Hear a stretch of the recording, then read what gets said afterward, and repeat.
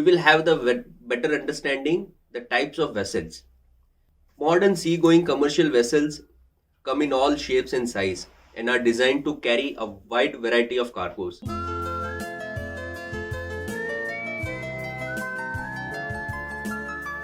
For latest updates, subscribe to our channel and press the bell icon.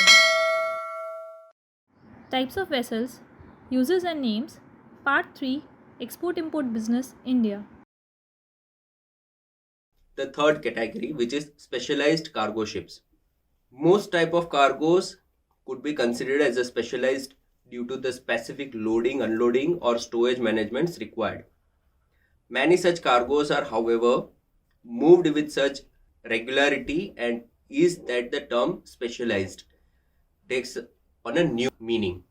For the purpose of this article, it refers to cargoes that are either difficult to categorize as dry or liquid, or to cargoes that are relatively difficult to handle. So here the specialized cargo ships are designed and manufactured in such a way to carry out the required the movement of the cargo, which is very difficult to be handled by those different types of vessel what we have already seen earlier. So there are 4 different categories falls into this specialized cargo ships. First is passenger vessels. Best example for passenger vessel is, who all don't know, Titanic. So any vessel or any the fleet who is equivalent enough to carry passengers or person can be considered and fall under this category. This category includes everything from 10-person foot ferries up to cruise ships able to carry over 6,000 passengers. Perhaps the most specialized cargo of all, the needs and desires of passenger have driven the design of the modern ferries and cruise vessels. Most specialized, the term which is used only because now you also would be knowing and have seen, might have into the movies or some other form. The cruise ships are now equipped with most of the high-end facilities which are available into the market. The cruise ships are equipped with gymnasium, the water body, pool, even the forest, theaters, everything. You name it, and cruise ship is having and making it possible to be available on the ship. Then comes the livestock carrier. These ships are often converted from other types of vessel and are equipped with pens for large number of animals. The main considerations during the transport of livestock are adequate ventilation, food and water. It is also important that ports that receive these vessels have facilities to handle the animals. Some livestock carriers can transport up to 120,000 ships, a common route of livestock carries in Australia and New Zealand to the Middle East. So these are basically the the dry cargo type of vessel or bulk vessels only, but they have been designed in such a way so the vessels and the livestock animals and everything can be treated and can handle the time duration on water transit itself.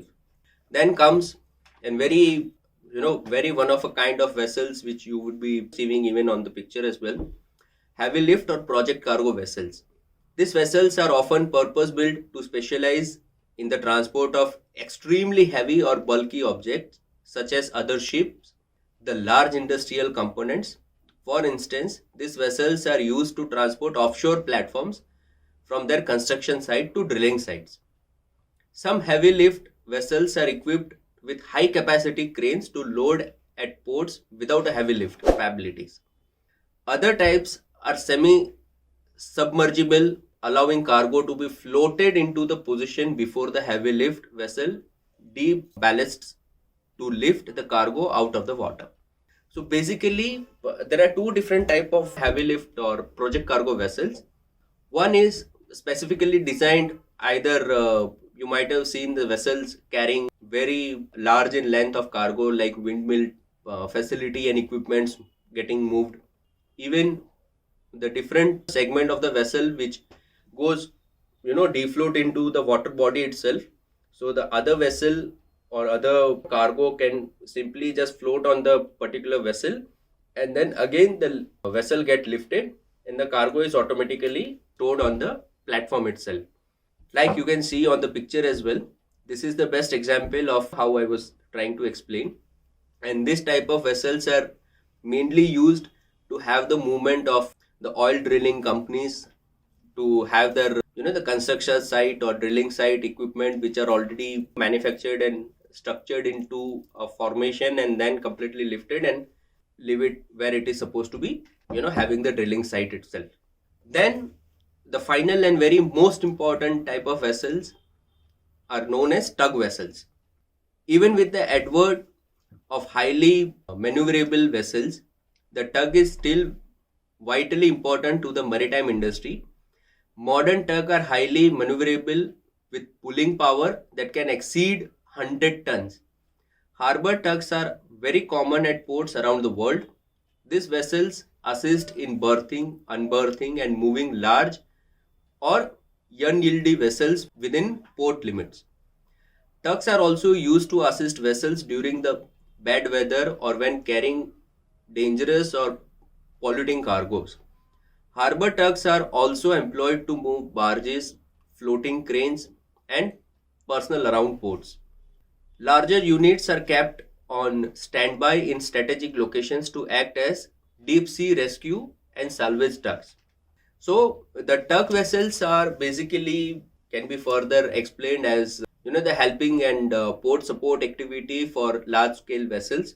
Though they have the capacity, but even though for the berthing and unberthing activity, tug vessels are most important to help and support the mainline carriers to be able to berth at a specific location without doing any damage to themselves.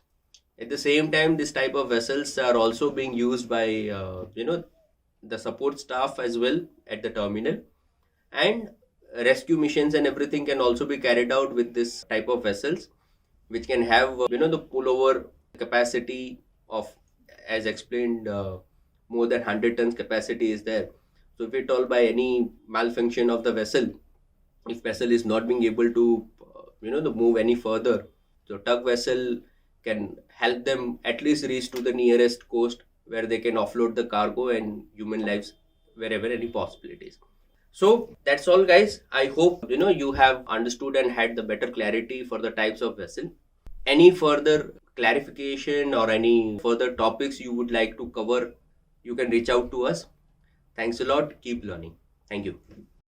For detailed learning of all logistics subjects, visit www.logiveda.com.